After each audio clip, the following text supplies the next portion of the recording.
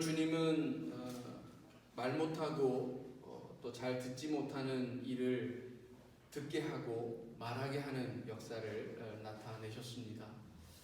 주님이 하시는 일 가운데 아마 이 일은 굉장히 중요한 일인 것 같습니다. 왜냐하면 이 언어 그리고 그것이 가지는 소통의 중요성은 두말할 나위가 없기 때문입니다.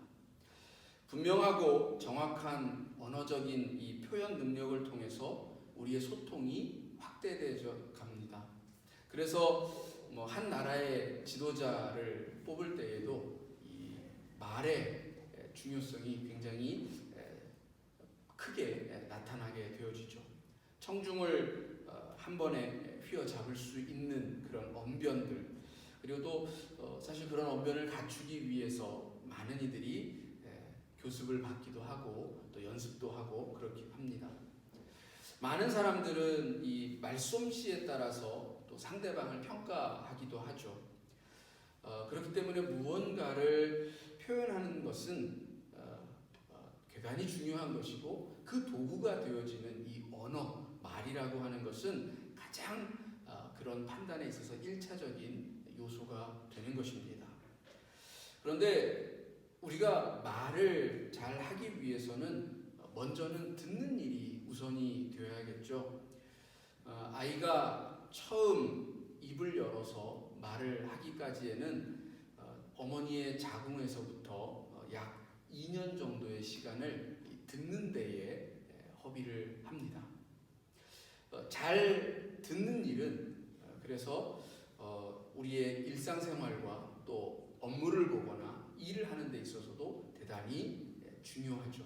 정확하고 효과적인 그런 일을 수행할 수 있도록 하는 데 있어서 듣는 것은 또한 그처럼 중요한 요소라고 할 수 있는 것입니다. 자, 그러니까 우리가 세상의 삶, 즉 의식적인 인간으로서 살아가는 데 있어서 듣는 것과 말하는 것을 빼고는 사실 그 어떤 것도 말하기가 어렵죠. 여기에 우리 인간이 지니고 있는 또 하나의 삶이 있습니다. 바로 영적인 삶이죠. 이 영적인 삶에 있어서도 듣는 것과 말하는 것은 대단히 중요합니다. 성경은 그래서 우리를 향하여서 들을 귀 있는 자가 되어서 성령이 하시는 말씀을 들으라 이렇게도 말하고 뿐만 아니라 우리의 마음에서부터 항상 선한 것을 입 밖으로 내라고 그렇게 요구하고 있습니다.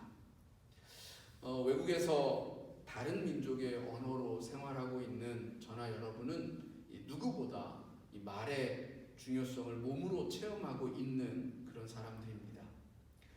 인간은 소통을 통해서 집단의 구성원으로서 올바른 기능을 하기도 하고 그 안에서 자유로움을 느끼게 됩니다. 살아가고 있는 사회에서 아무런 소통이 이루어지지 않는다라고 여러분 상상해 보시기 바랍니다. 가슴이 답답하다고 느끼실 겁니다. 삶이 무미건조하고 외롭다라고 느끼게 될 것입니다. 마찬가지예요. 우리의 영적인 이 삶에 있어서도 하나님과의 소통이 잘 되어지지 않으면 내 영이 답답한 상태가 되는 겁니다. 우리가 하나님 안에서 자유로워지고 그 자유로운 삶을 맛보기를 원한다.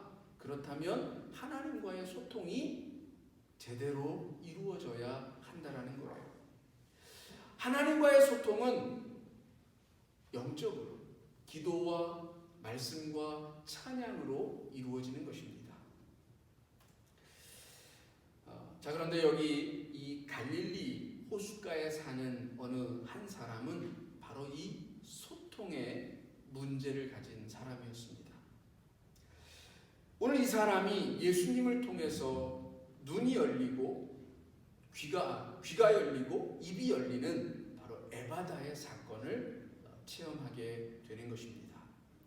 이제 갈릴리 호숫가의 이 인물을 좀 함께 살펴보려고 합니다. 32절을 보면 사람들이 귀먹고 어눌한 자를 데리고 예수님에게로 나와서 안수하여 주기를 간구합니다. 여러분, 귀먹고 말 못하면 얼마나 불편할까요? 자기도 불편하지만 사실 남도 굉장히 불편하게 만듭니다. 말을 하여도 들을 줄 모르니까, 그리고 또 하는 말이 어눌하다 보니까 알아들을 수가 없습니다. 더구나 이 배경이 되고 있는 이 지역은 갈릴리 바닷가입니다. 아마 대부분의 사람들은 이 어업에 종사하였기 때문에 여기 이 사람도 추정하기로는 같은 업종에서 일을 하고 있는 그런 인물로 생각이 되어집니다. 뱃일을 하는 사람들은 협동이 굉장히 중요하고, 그러려면 목소리도 좀 커야 하고 잘 들을 수 있어야 합니다. 그래야 손발이 맞아서 이 배 위에서 제대로 일을 할 수가 있는 거죠. 사실 뱃일이라는 것뿐만 아니라 우리가 하는 모든 일들의 대부분이 그렇습니다. 그런데 귀먹고 말이 어눌하니 그런 이와 함께 일을 한다는 것이 얼마나 답답하겠느냐라는 것입니다. 그래서 어쩌면 이 함께 일하는 이웃들이 제발 이 사람 좀 고쳐주세요라고 하는 그런 마음과 생각으로 예수님께 데리고 나온 것 같습니다. 귀먹고 말이 어눌한 이 사람을 왜 사람들이 의원에게로 데려가지 않고 예수님에게로 데리고 나왔을까요? 제 생각에는 아마 이 사람이 태어나서 어느 순간 장애를 가졌다라는 것을 알게 되었던 순간부터 그를 고치기 위해서 이 부모가 백방으로 알아보고 여기저기 숱하게 의원을 찾아갔을 것으로 생각이 되어집니다. 그럼에도 불구하고 고쳐지지 않았는데 어디선가 소문이 들려옵니다. 예수에 대한 소문이 들려오는데 그가 손을 대고 안수를 하고 말씀만 하여도 병자들이 낫더라 하는 이야기를 듣게 된 거죠. 아마도 혹시 이 예수에게로 가면 낫지 않을까라고 하는 그런 마음이 들었을 것으로 그렇게 생각이 되어집니다. 이렇게 다른 사람의 이끌림을 받아서 나온 이 사람을 예수님이 치유하는 방식이 예전에 다른 이들을 치유하는 것과는 조금 다릅니다. 예수님은 이 사람을 데리고 다른 곳으로 가셨습니다. 그러니까 무리를 떠나서 다른 곳으로 데리고 가셨다라고 해요. 사람들은 처음에 뭘 원하였어요? 예수님에게서 안수하여 주시기를 원했다 그랬어요. 근데 예수님이 다른 데서는 안수도 잘 해주셨거든요. 그런데 사람들이 요구하는 것 그걸 말고 그를 데리고 다른 곳으로 가셨다라는 겁니다.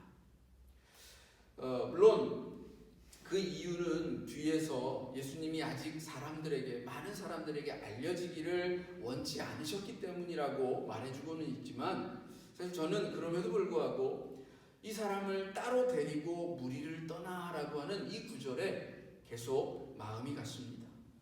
왜 그러셨을까? 이제 이 사람은 세상 사람들의 소리로부터 벗어나서 주님과 1대1로 대면하게 된 것입니다. 세상에서는 온갖 소리들로 가득한 그런 세상을 살아가야 했습니다.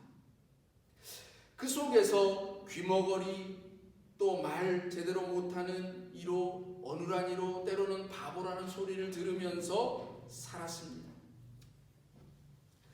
이제 성령의 역사를 따라 행하시는 예수, 하나님을 향하여서 귀와 입이 열려있는 그 예수와 단둘이 마주하게 된 것입니다. 저는 종종 인적이 드문 곳을 찾아가서 이렇게 산책하는 것을 좋아하는데요.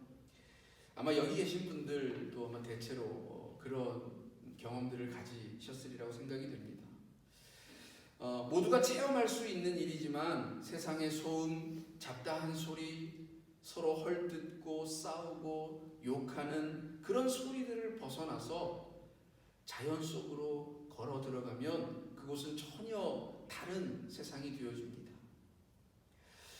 때로 우리가 하나님의 소리를 듣기 원한다면 이처럼 세상의 소리로부터 벗어나는 자리가 필요할지도 모릅니다.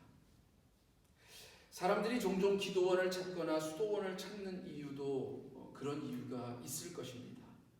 요한일서 4장 5절에서 저희는 세상에 속한 고로 세상에 속한 말을 하며 세상이 저희 말을 듣느니라 라고 말합니다.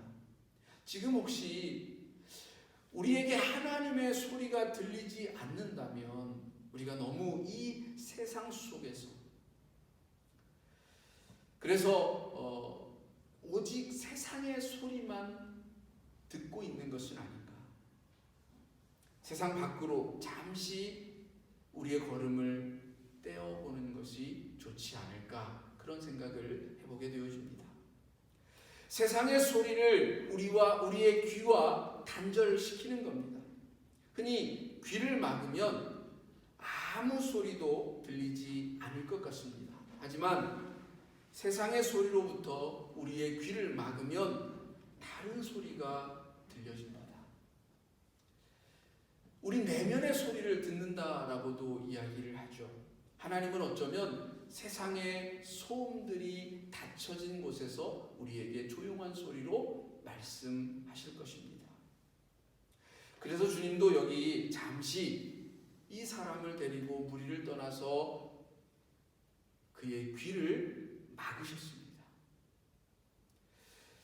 마치 귀가 먹어서 귀머거리가 아니라 온갖 세상의 소음, 듣지 말아야 할 소리들로 인해서 장애가 생긴 것처럼 주님은 손가락을 그의 양귀에 넣고 귀를 막으셨다라는 겁니다.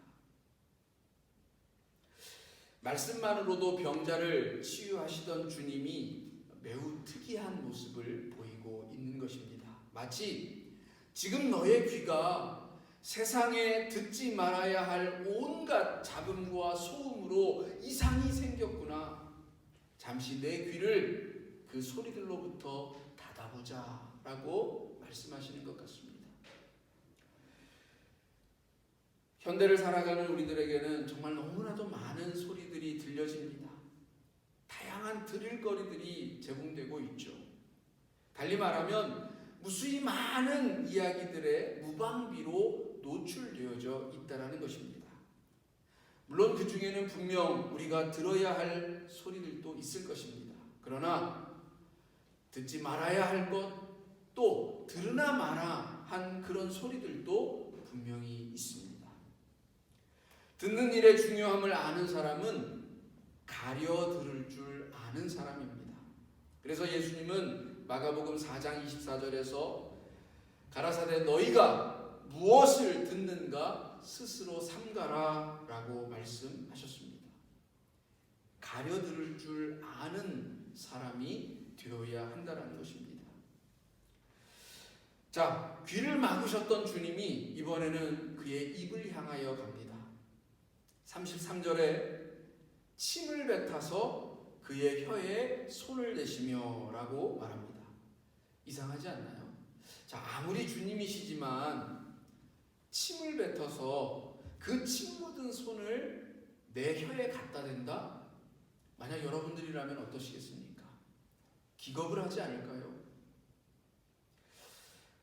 옛날에 그 조리 도구가 없을 때는 그 음식을 씹어서 그 아이들에게 먹이기도 했죠. 지금도 그런 분들도 있지만, 만약 그렇게 하면 사실 그 요즘에 그 며느리나 딸들은 자기 그 자녀에게 그 부모가 이렇게 입으로 씹던 걸 이렇게 주면 좀 이렇게 싫어하는 사람들이 꽤 있을 거예요.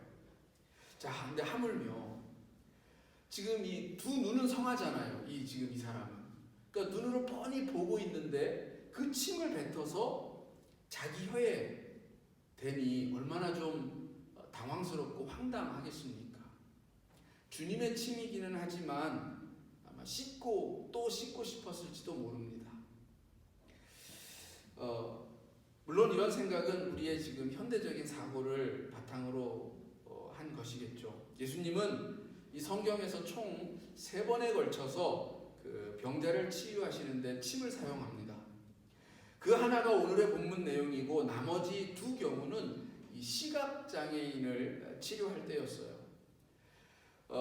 눈먼 자를 치유할 때에는 침을 이렇게 흙에 발라서 진흙을 이렇게 이겨가지고 그 눈에 이렇게 발라서 치유를 하셨는데, 여기 이 귀머거리 환자는 직접 침을 손에 묻혀서 혀에 댔다라는 겁니다. 왜 이런 특이한 행동을 하셨을까? 우선 침은 이 고대 사회에서 자신의 진기를 의미하는 그런 것으로 우리가 상징적으로 알고 있죠. 가령 아프리카의 부족 국가들 중에 남아있는 인사법 중에는 반가운 사람을 만나면 그 얼굴에다 침을 뱉는 경우가 있습니다. 여기서 이 침을 뱉는 것은 만나는 사람에 대해서 진심으로 내가 너를 반갑게 여긴다라고 하는 그런 의미가 담겨 있는 것입니다. 이런 의미에서 주님이 지금 이 환자를 대할 때에 내가 진심으로 네 혀가 노임을 받고 치유되기를 바란다라고 하셨는지도 모르겠습니다. 어떤 이유에서건 주님의 그런 진심은 분명하리라고 생각이 되어집니다. 또 한편으로는 이 침은 보통 음식물을 섭취할 때에 그 이로 씹는 과정에서 그 음식물을 녹여서 부드럽게 하는 역할을 합니다. 어떤 이유에서인지 모르겠지만 지금 이 사람은 혀가 굳어져 있는 사람입니다. 부드럽게 해야 할 필요성이 있다라는 거죠. 그런 의미에서 이 침이 가지는 상징성을 통해서 이 혀에 주님의 침을 발랐는지도 모르겠습니다.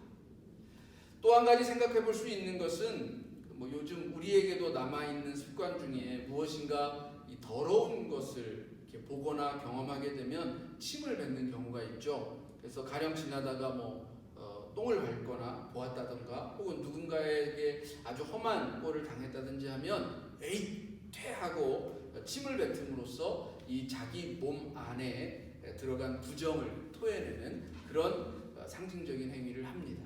어쩌면 주님께서 이 묘사를 통해서 우리 입술의 부정함을 깨닫게 하시는 것은 아닐까라는 그런 생각도 해보게 됩니다. 우리의 부정한 입술을 스스로 자각하라라고 하는 뜻인지도 모르겠다는 겁니다. 입술로 내 인생이 불행해짐에 대하여서 자각할 정도가 아니라 정말 까무러칠 정도로 느껴라 라고 하는 그런 뜻이라는 것입니다. 야고보는 혀에 대해서 우리가 지난 주일에도 잠깐 언급하고 말았습니다마는 야고보서 3장에 보면 이렇게 말합니다. 이와 같이 혀도 작은 지체로 돼 큰 것을 자랑하도다. 보라 어떻게 작은 불이 어떻게 많은 나무를 태우는가. 혀는 곧 불이요 불의의 세계라. 혀는 너희 지체 중에 온 몸을 더럽히고 생의 바퀴를 불사르나니 그 사르는 것이 지옥불에서 나느니라. 여러 종류의 짐승과 새며 벌레와 해물은 다 길들므로 사람에게 길들었거니와 혀는 능히 길들일 사람이 없나니 쉬지 아니하는 악이요 죽이는 독이 가득한 것이라. 베드로전서 3장에서도 그러므로 생명을 사랑하고 좋은 날 보기를 원하는 자는 혀를 금하여 악한 말을 그치며 그 입술로 괴유를 말하지 말고 악에서 떠나 선을 행하고 화평을 구하여 이를 쫓으라고 그렇게 말하고 있습니다. 말 잘 못한다라고 하는 것은 어떤 의미에서는 부정하고 잘못된 말들, 악독한 말들을 내므로 인하여서 자기 인생이 불행해졌음을 자각하여야 한다라는 그런 뜻을 담고 있는 것입니다. 오늘 우리가 이 말을 제대로 하지 못함으로 불행하다라고 하는 것을 기억하라는 것입니다. 때문에 우리는 이렇게 말할 수 있어야 돼요. 도무지 말이 나오지 않는 답답한 순간에도 하나님의 말씀을 할 수 있어야 합니다. 도움이 없을 때에도 하나님이 도우신다라고 말할 수 있어야 합니다. 막막할 때에도 하나님께서 인도해 주실 것이다라고 확신을 가지고 믿음으로 말할 수 있어야 합니다. 궁핍하고 어려울 때에도 하나님께서 채우실 것이다라고 말할 수 있어야 합니다. 그러면 반드시 하나님이 복 주실 것입니다. 저희 어머니가 항상 입에 달고 있었던 말이 있어요. 뭐뭐 하면 죽겠다, 죽겠다는 말. 그러니까 더우면 더워서 죽겠다, 추우면 추워서 죽겠다, 뭐 이래서 죽고 저래서 죽겠다는 말들을 정말 많이도 하고 사셨는데 어느 순간 그 말을 바꾸셨어요. 모든 죽겠다는 말을 다 살겠다는 말로 바꾸셨어요. 그러니까 왜 이렇게 바꾸셨어요? 그랬더니 어느 날 주일날 이제 예배를 드리는데 목사님이 설교 때 그러셨다라는 거예요. 죽겠단 말 대신에 살겠다로 다 바꾸라고. 그래서 자기가 그때 이후로는 이 말들을 전부 다 그렇게 바꾸겠노라고 다짐하고 지금도 그래서 어떤 일이 생기든 어렵고 힘든 일이 생겨도 힘들어서 죽겠다가 아니라 힘들어서 살겠다. 그렇게 지금도 말씀을 하세요. 여러분, 믿음의 말이 우리의 인생을 정말로 복되게 할 줄을 믿습니다. 잠언서 18장 20절 21절에서 사람의 입에서 나오는 열매로 하여 배가 부르게 되나니 곧 그 입술에서 나는 것으로 하여 만족하게 되느니라. 죽고 사는 것이 혀의 권세에 달렸느니 혀를 쓰기 좋아하는 자는 그 열매를 먹으리라. 민수기 14장 28절에서도 그들에게 이르기를 여호와의 말씀에 나의 삶을 가리켜 맹세하노라. 너희 말이 내 귀에 들린 대로 내가 너희에게 행하리니.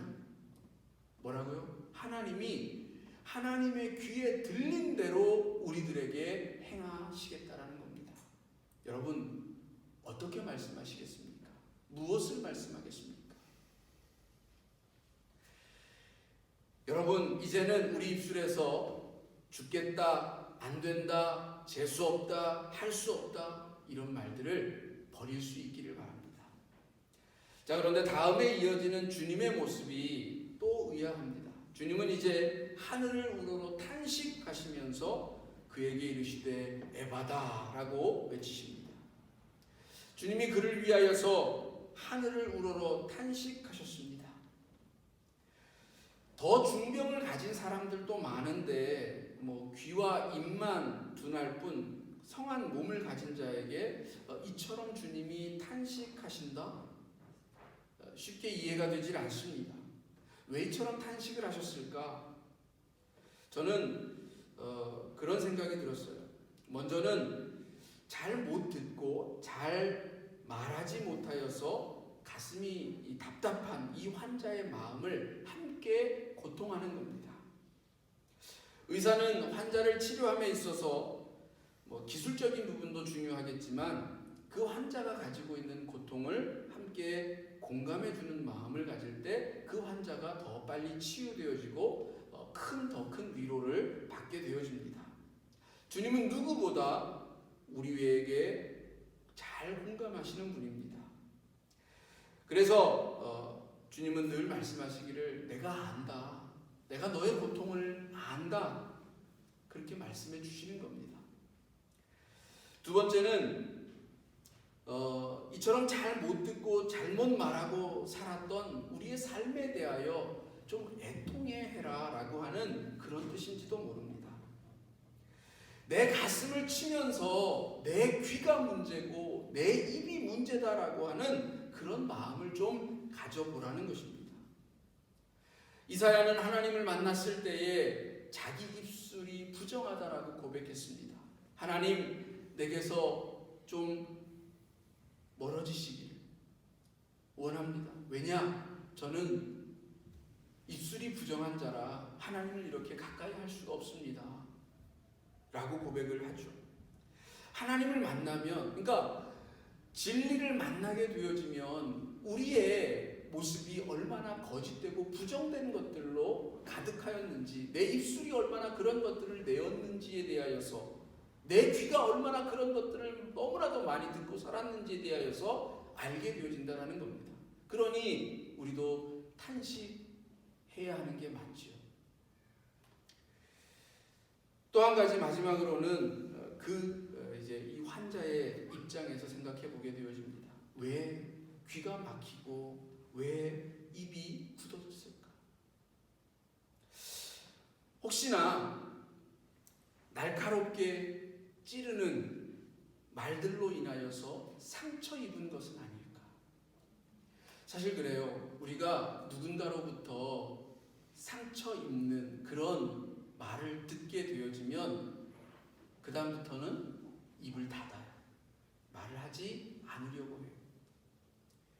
어쩌면 이 사람도 못 들은 척하고 말하지 않는 어떤 그런 이유가 알지 못하는 많은 사람들로부터 주어진 상처의 말들, 자기를 아프게 했던 그 모든 것들로부터 아예 귀를 닫고 입을 닫아버린 것이 아닐까, 그런 생각이 드는 것입니다. 오늘 이 에바다의 사건은 다시 말하면 주님께서 이 상처 입은 영혼에게 그 마음을 위로해 주는 겁니다. 그래, 네 상처 알아. 너 마음을 많이 다쳤구나, 아프겠구나 라고 하는 그런 위로가 이 사람에게 다가갔는지도 모릅니다. 비로소 거기에서 귀가 열리고 입이 풀어지는 역사가 나타나게 되었는지도 모르겠습니다.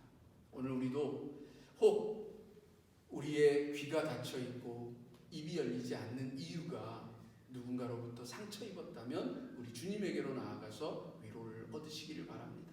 반대로 누군가의 귀를 닫게 만들고 입을 닫게 만들었던 우리의 부정되어진 입술을 하나님 앞에 고백드릴 수 있는 또 한 주간의 삶이 되시기를 주님의 이름으로 축원합니다. 기도하시겠습니다.